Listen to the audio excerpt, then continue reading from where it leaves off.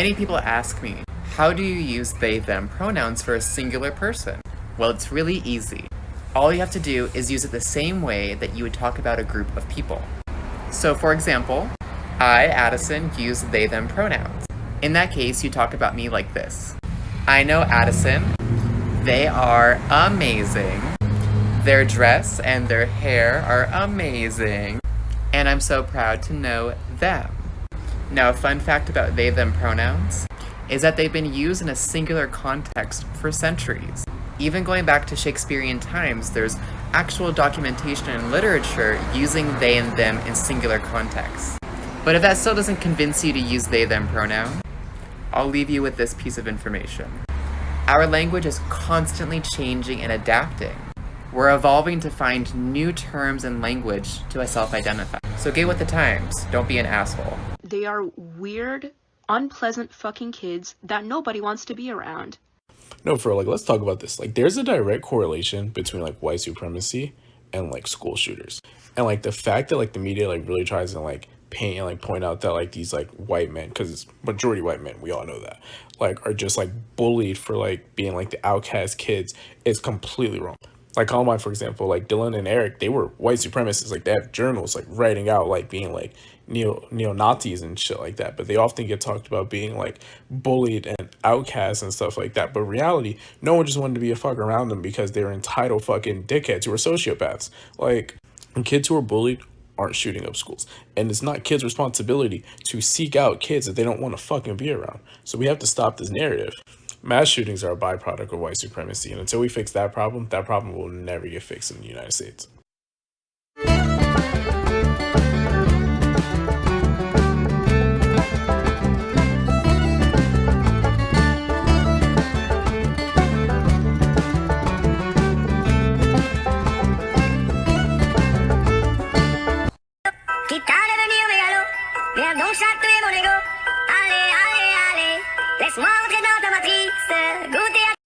So the Kyle Rittenhouse trial, it reminded a lot of people of something, I just can't remember what it was. Oh, the Brett Kavanaugh hearings, in which Brett Kavanaugh, who had been accused by a high school friend of committing sexual abuse of her, cried his way through the hearings to make him a permanent member and Associate Justice of the United States Supreme Court.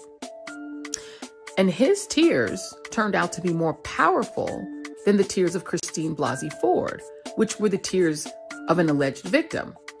But in America, there's a thing about both white vigilantism and white tears, particularly male white tears. Really white tears in general, because that's what Karens are, right? They Karen out, and then as soon as they get caught, it's like, Green Waterworks.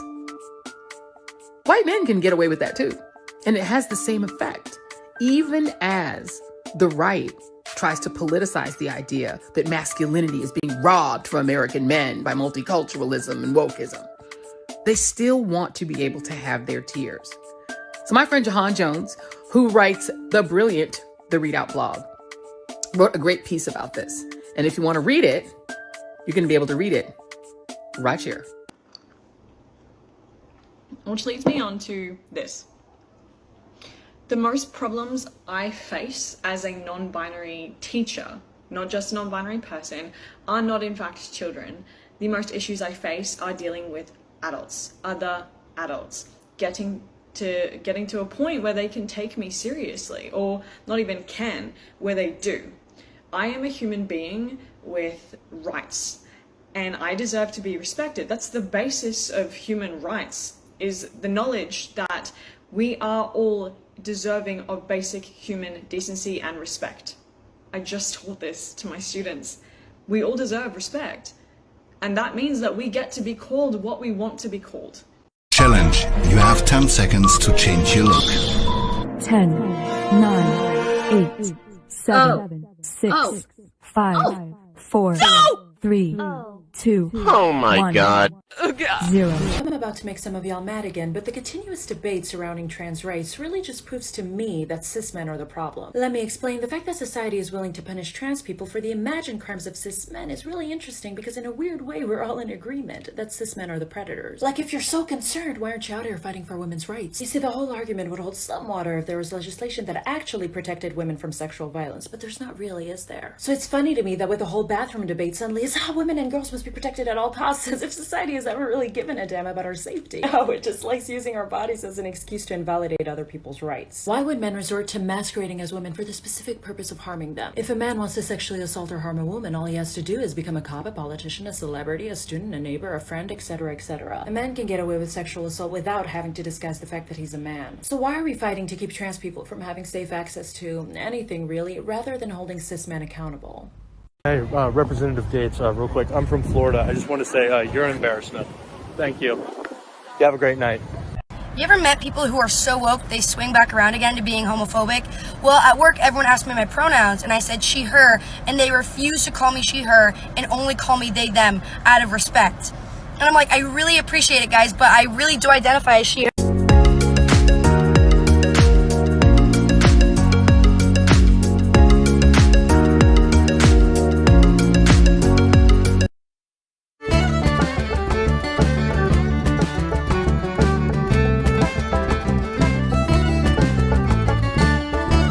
I've been seeing some chatter on TikTok lately in various videos about the topic of trans kids and teens being out at school but not out at home. And the teachers know the chosen names and pronouns, but they are conflicted as to how they should address the trans students if they see them out in public with their parents. The popular consensus is just don't mention any names at all. No gendered language whatsoever. And I understand the whole idea of trans lives are more important than cis feelings. But we also have to remember that when there's a teacher who's trying to carry on a conversation with parents, but also respect the trans student, that creates more of a dynamic that is a little bit more uncomfortable for the teacher as well. And most of them want to do the right.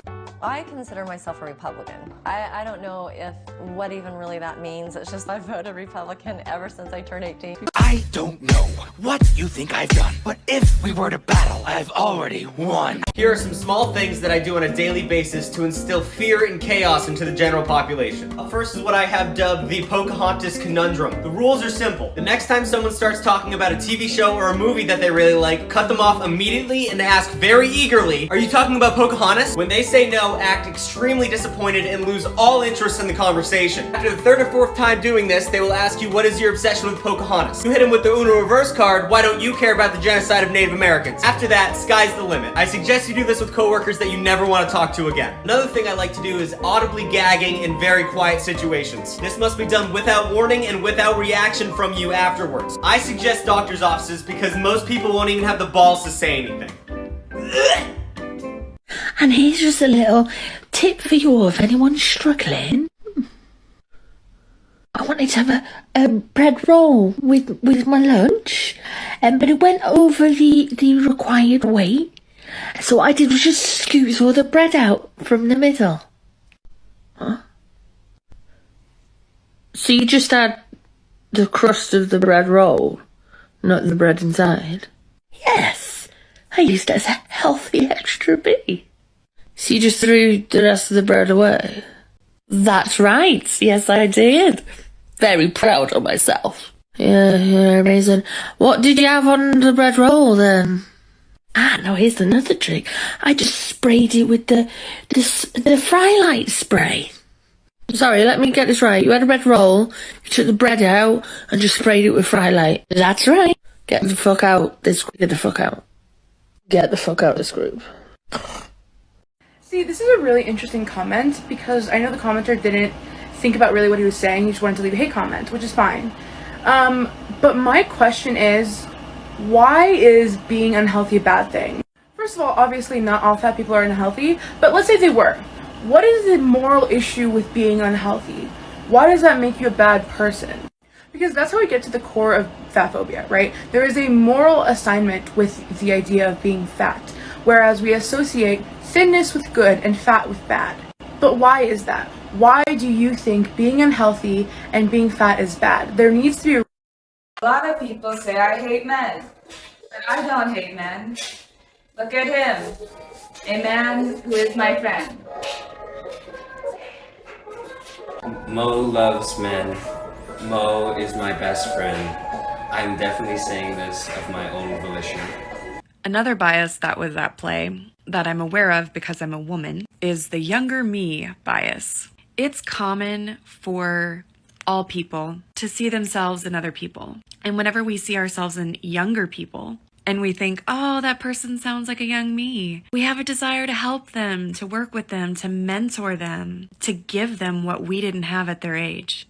But there's bias in the younger me way of thinking. People are most likely to project the younger me on people with similar life experience as them. So it's most common for me to project my younger me on younger white women, maybe even younger white brunettes.